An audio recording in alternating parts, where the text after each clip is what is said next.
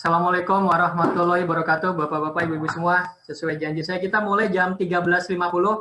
Di jam saya pas jam 13.50, jadi kita akan mulai.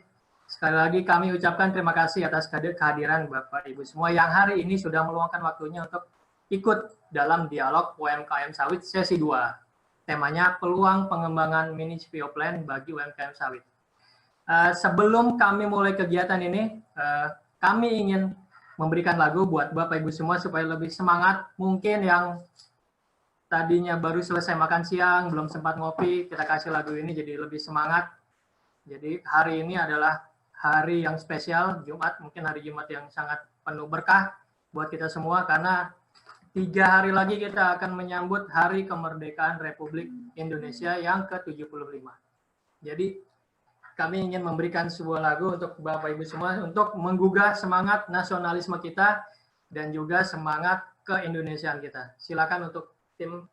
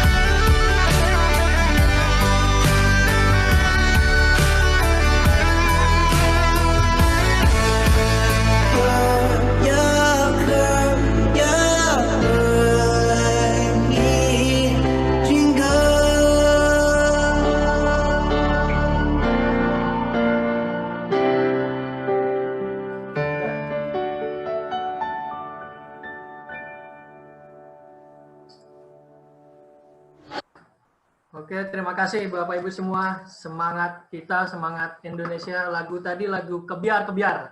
Mungkin Bapak Ibu semua pernah mendengarnya. Ini lagu ciptaan almarhum Gombloh yang diaransemen oleh Arkarna, grup musik asal Amerika Serikat. Jadi sebuah kebanggaan bahwa grup musik luar negeri saja mau menyanyikan lagu Indonesia. Ini kebanggaan bagi kita. Termasuk sawit adalah produk kebanggaan kita semua, produk strategis bagi bangsa ini karena hampir lebih dari 150 negara menggunakan produk kelapa sawit dari Indonesia. Jadi baik Bapak Ibu semua, hari ini adalah hari yang menggembirakan bagi kami.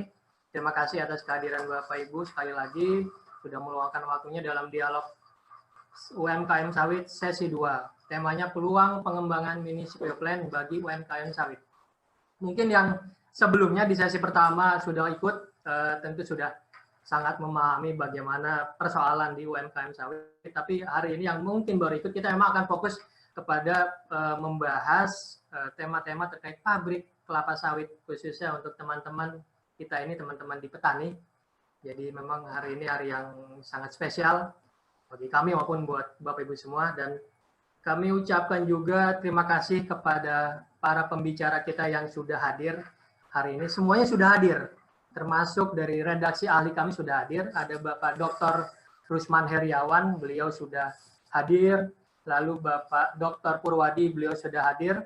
Ada juga pembicara kita Bapak Dr. Insinyur Antario Dikin, Sekretaris Direktorat Jenderal Perkebunan Kementerian Pertanian RI. Selamat datang Bapak, terima kasih sudah hadir. Lalu ada petani kita dari Kalimantan Selatan, Bapak Samsul Bari. Lalu ada Bapak Sahat Sinaga, Ketua Masyarakat Biohidrokarbon Indonesia.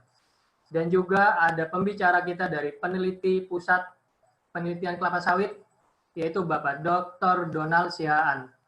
Sebagai informasi untuk perwakilan Pertamina, kami sampai hari ini belum dapat info apakah bisa bergabung atau tidak, tapi tetap kami tunggu. Semoga kehadiran perwakilan Pertamina bisa hadir pada diskusi kita yang sangat, tentu saja sangat kita tunggu. Data kami sampai jam ini, sekitar jam 2 sudah 195 peserta yang ikut dalam diskusi ini. Dan itu mewakili semua komponen, baik petani, pengusaha, akademisi, kemudian dari peneliti, dan masyarakat. Bagi kami, dialog ini menjadi sangat penting karena ada pertanyaan terkait pabrik kelapa sawit petani ini. Mampukah petani untuk mengembangkan, membangun, atau memanajemen sebuah pabrik kelapa sawit?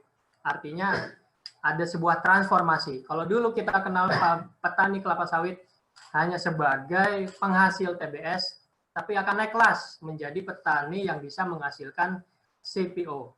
Nah, ini kita tunggu-tunggu juga di mana peran dari teman-teman petani kelapa sawit. Karena kalau sudah naik kelas, ini tinggal artinya mungkin bisa lepas landas ke kelas yang berikutnya. Dialog kita pada hari ini, Jumat 14 Agustus 2020, tidak terlepas dari dukungan Badan Pengelola Dana Perkebunan Kelapa Sawit atau BPDPKS. Kami ucapkan terima kasih kepada BPDPKS yang sudah membantu penyelenggaraan dialog ini selama 3 sesi. Jadi sebagai informasi, sesi pertama sudah pada hari Jumat minggu lalu minggu ini, lalu nanti 2 minggu lagi kita akan ada sesi ketiga mengenai kemitraan dan penguatan kelembagaan untuk teman-teman petani sawit.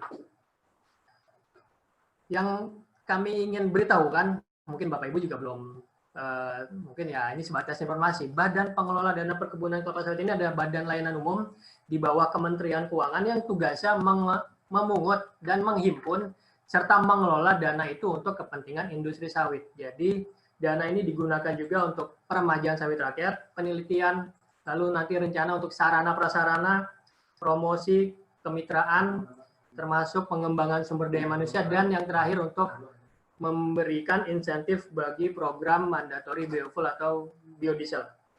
Jadi kalau dikatakan bahwa sebenarnya BPDPKS hanya melayani mungkin kepentingan grup-grup besar, ya kita lihat faktanya hari ini sudah banyak teman-teman petani yang merasakan manfaat dari dana pungutan sawit untuk peremajaan sawit rakyat, dan nanti rencananya insya Allah mudah-mudahan kita tunggu untuk pengembangan pabrik sawit petani.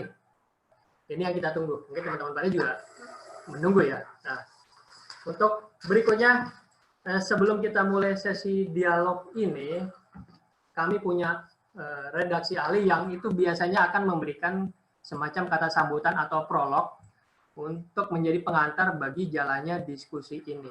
Jadi untuk hari ini ada Bapak Dr. Rusman Heriawan. Beliau adalah redaksi ahli kami yang juga kita tahu dulu di periode 2011 sampai 2014 beliau adalah Wakil Menteri Pertanian dan juga pernah menjabat sebagai Kepala Badan Pusat Statistik. Nah, jadi untuk Bapak Dr. Rusman Heriawan, silakan Pak di unmute dulu untuk memberikan sebuah pengantar atau semangat bagi para peserta dan para pembicara pada hari ini. Silakan Pak Rusman.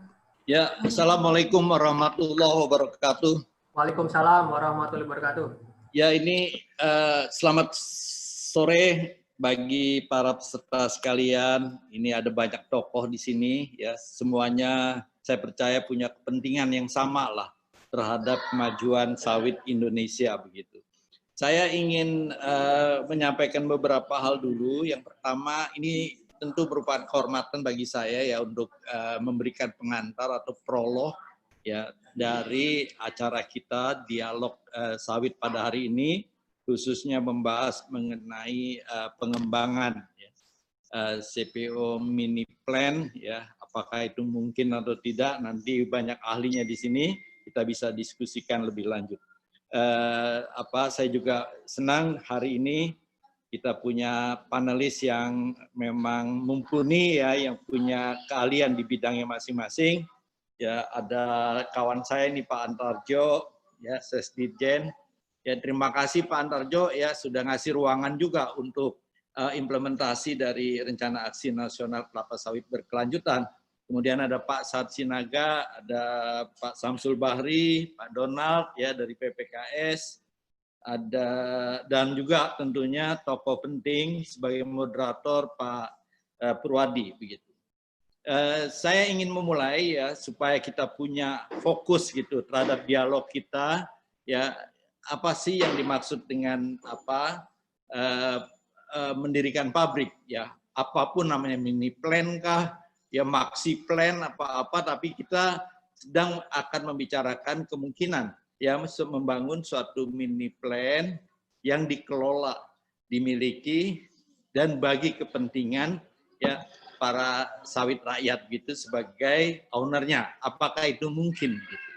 Nah, saya ingin coba melihat, saya harus ini dulu ya, hidden dulu. Oke. Ya, jadi saya mempunyai tidak banyak karena memang tugas saya cuma memberikan pengantar. Ya, ini juga data dari Ditjenbun. Ya, coba kita lihat persebaran luas lahan sawit ya. Kemudian jumlah perusahaan dan jumlah pabrik ya, jumlah PKS. Ya, menurut provinsi ini tahun terakhir yang saya peroleh dari Ditjenbun ini tahun 2019. Kita lihat ya angka totalnya untuk luas lahan itu 16,381 juta ya, 16,381 juta hektar gitu. Ya, tersebar di banyak provinsi ya, kecuali ada 1-2 provinsi saja yang tidak punya kebun sawit gitu. Dan beberapa saya terpaksa harus gabung ya karena memang ruangnya terbatas ya supaya enak dilihat gitu. Maluku, Papua saya gabung, kemudian Sulawesi ya saya gabung karena memang jumlahnya kecil-kecil.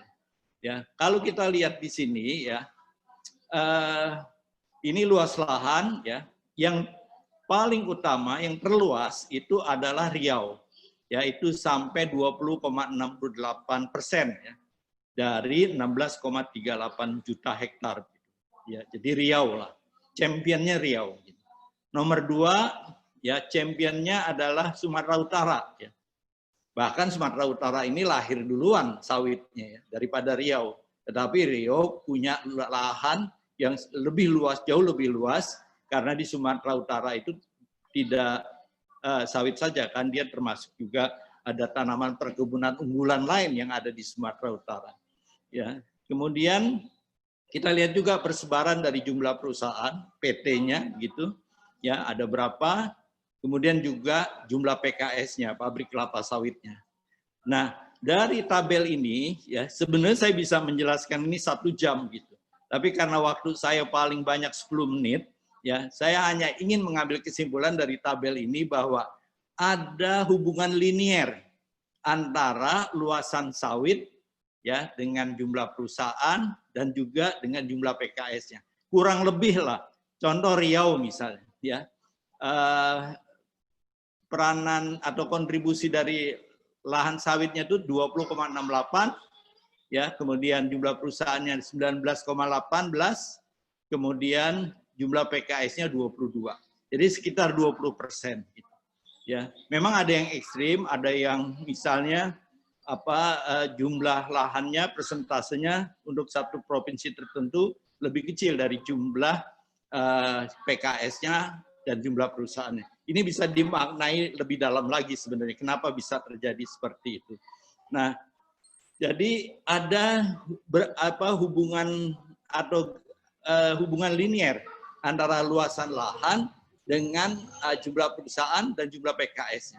Sudah barang tentu kalau luasannya lebih luas, ya tentu akan lebih banyak TBS yang dihasilkan, dan itu lebih menarik lagi untuk membangun PKS di provinsi atau wilayah tersebut.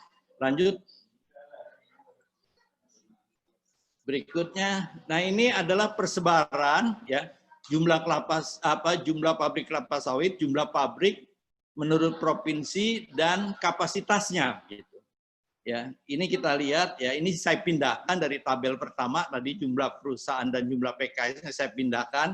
Ini konsisten ya antara tabel 1 dan tabel 2. Tapi yang saya ingin tambahkan di sini adalah rata-rata ton TBS per unit ya, per PKS maksud saya, per jamnya gitu. Ya. Ini menarik karena ya walaupun kita ada kapasitas pasang ya di tiap-tiap pabrik tersebut ya, ini kapasitasnya sekian-sekian, tapi pada akhirnya yang bisa kita lihat adalah ya kapasitas ini juga berbeda ya. Kapasitas ton TBS-nya per PKS-nya per jamnya itu juga berbeda-beda ya. Tersebar. Yang paling rendah kita lihat ini adalah Aceh. Mungkin memang didesain ya untuk PKS-nya itu dengan kapasitas yang relatif lebih rendah dibandingkan dengan PKS yang ada di provinsi-provinsi lain.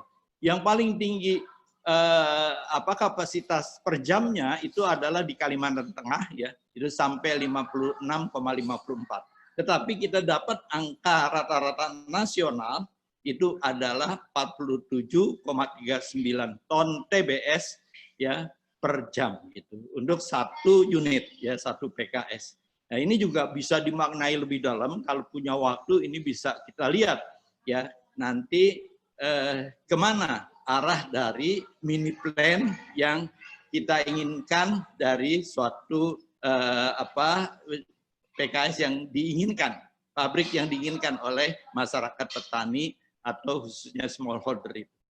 Terakhir ini adalah beberapa hal yang mungkin nanti kita akan dialogkan lebih lanjut oleh para panelis. Nah, ini penting ya supaya ya semangatnya semangat 45, tetapi kita tetap harus memperhatikan beberapa hal ya yang menjadi bukan kendala ya, tetapi menjadi challenge, tantangan ya. Kalau mau membangun suatu mini plan yang dimiliki oleh petani atau petani rakyat, petani sawit rakyat itu. Yang pertama sebenarnya yang harus kita sepakati adalah seberapa mini sih, kalau disebut mini plan itu seberapa mini gitu ya. Apakah kapasitasnya kalau nasional tadi kita petik ya, kira-kira ada yang 40 sampai 45 ton TBS per jam ya. Apakah cukup 20? Ekonomis tidak, efisien tidak, itu juga menjadi persoalan. Ya, ini harus kita diskusikan, kita dialogkan, dan kita sepakati seberapa mini itu. Kaitkan dengan kapasitas giling ton TBS per jamnya, ya supaya kita dapat yang presisi kapasitasnya itu, ya size-nya itu pas buat kondisi di wilayah tersebut. Itu yang pertama. Yang kedua, kita punya peluang. Jadi kalau saya mengatakan bahwa ini pengantarnya kok kayaknya tidak mendorong pendirian pabrik sawit rakyat, tidak begitu. Tapi kita harus lihat memang ada peluang, ya. Dari dulu pun cita-citanya, ya, rakyat itu, sawit rakyat itu punya cita-cita pengen punya pabrik sendiri, gitu. Jadi ada peluang, tapi juga dia akan berhadapan dengan keberlanjutan pabrik yang kita sebut dengan sustainability. Dalam ilmu statistik itu ada yang namanya, ya, first order condition, ya, syarat perlu, dan second order condition atau syarat cukup. Ya, peluang itu saya anggap sebagai first order condition, ya, syarat perlu, ya, perlulah kalau ada peluang, perlu begitu. Tapi harus ada syarat cukupnya, yaitu keberlanjutan pabrik.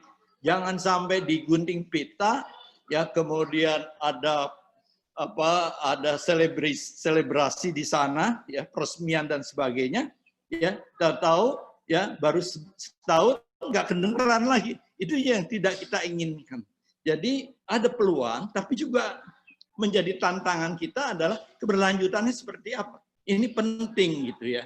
Sebab pengalaman menunjukkan, ya, itu tidak mudah, ya, bertahan, ya, menjaga keberlangsungan dari suatu pabrik yang kita bikin itu.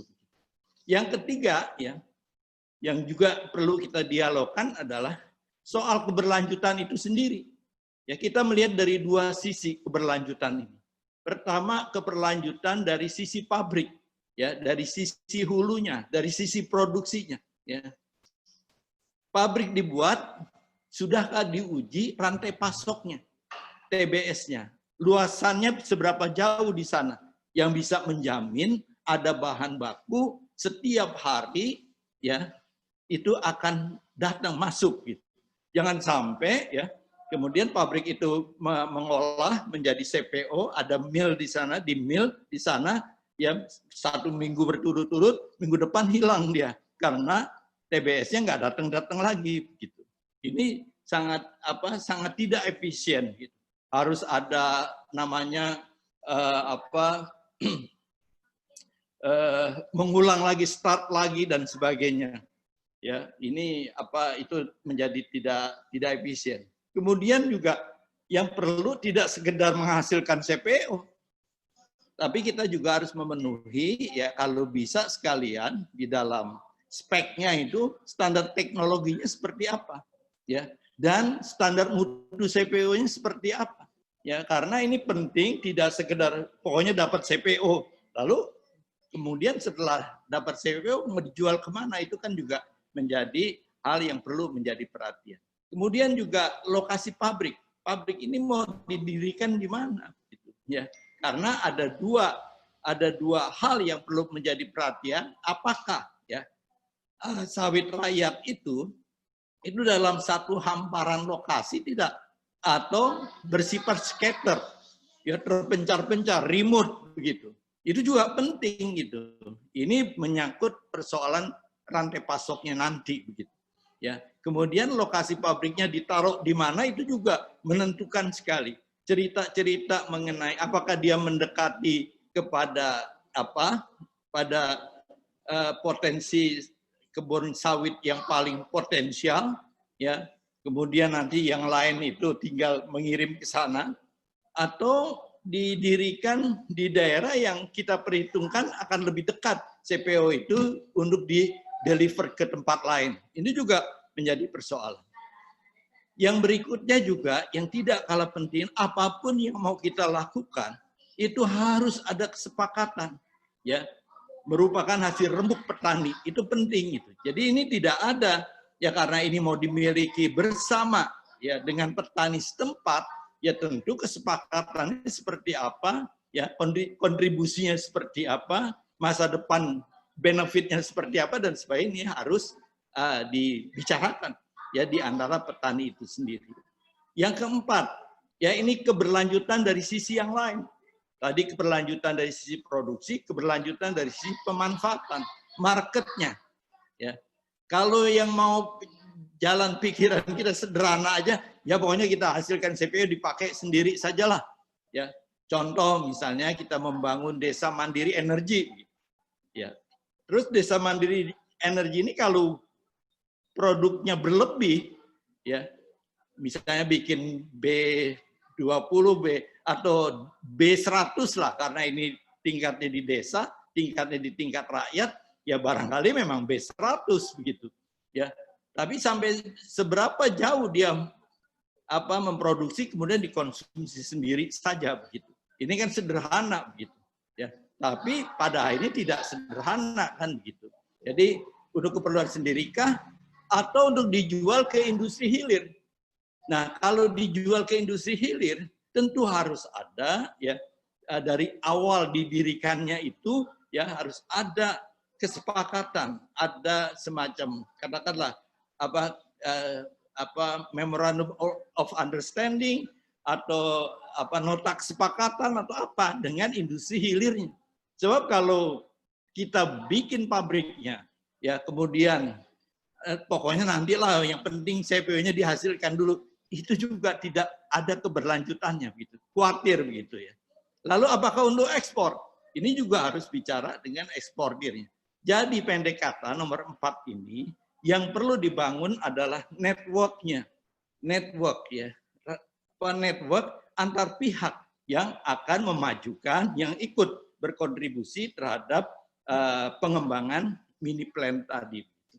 Yang kelima ya perlu juga harus didiskusikan ya bentuk badan hukum pabrik itu apakah sekedar pabrik-pabrikan saja di bawah suatu koperasi, di bawah suatu gapoktan, atau harus punya badan hukum ya lebih established begitu ya.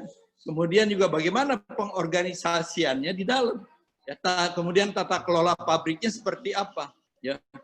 Nanti jangan sampai begini ya, artinya semua serba otomatis ya, ketua koperasi ya dia kepala pabrik gitu, itu juga akan menjadi masalah kemudian. Jadi harus ada tata kelola pabrik yang governance-nya juga harus kita perhatikan.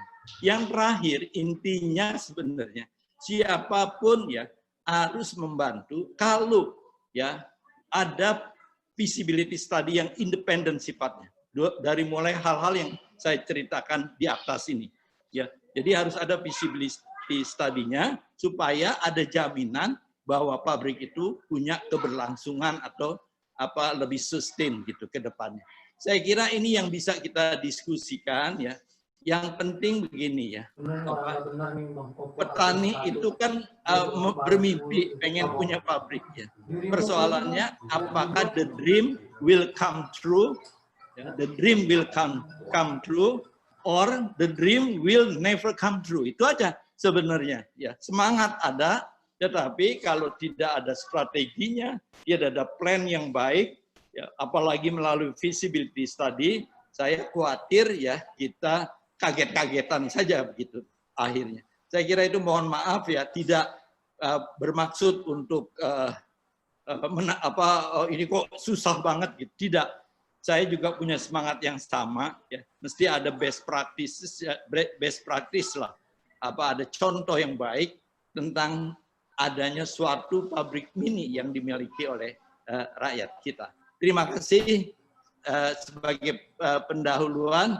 Nanti tentunya Pak Purwadi akan mengawal ya diskusi kita akan dengan cermat begitu. Terima kasih. Assalamualaikum warahmatullahi wabarakatuh. Waalaikumsalam warahmatullahi wabarakatuh. Terima kasih Pak Rusman Heriawan. Aplaus untuk Pak Rusman untuk semangat gagasannya dan tentu saja mengingatkan teman-teman petani.